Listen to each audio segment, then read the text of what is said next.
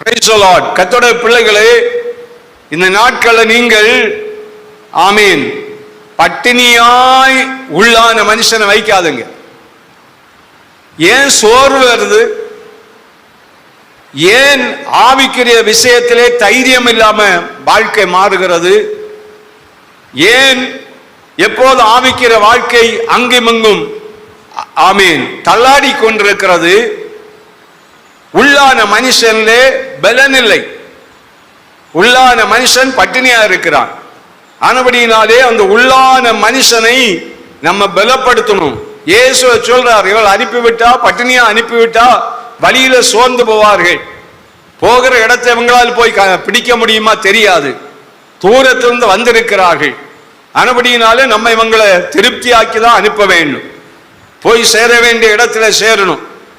சிலர் அப்படிதான் ஜெபித்தாச்சு, ஆமீன், இனி எனக்கு பலன் இல்லை, எனக்கு நீ நெருக்கம், எனக்கு வியாதியா இருக்கு, ஆமீன், எனக்கு பிரச்சனையா இருக்கு அப்படின்னு நினைச்சிட்டு எல்லாம் முடிந்தது போல இருக்கிறது.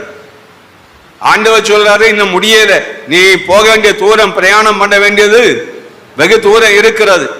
ஆனபடினாலே நீ எழுந்து புசி, அப்பத்தை புசி, தண்ணீரை குடி, பலன்கள்.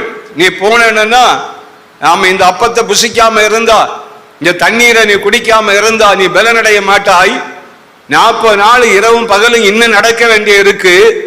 ஆனபடினாலே நீ என்ன செய், நல்லா அப்பத்தை எல்லாம் புசித்து தண்ணீரெல்லாம் தேவைக்கு அதிகமா என்ன செய், குடித்துக்கொள். Praise the Lord. கர்த்தருடைய பிள்ளைகளே, நம்முடைய வாழ்க்கையில் அப்படிதான் போகணும். நமக்கு தொலை இருக்கு, பிரயாணம் இன்னும் இருக்கு. Praise the Lord. ஆமீன். இப்போதே நம்ம இளைத்து களைத்து சோர்ந்து போனால் நாம் எப்படி அந்த தேவ ராஜ்யத்தில் போய் சேர முடியும்?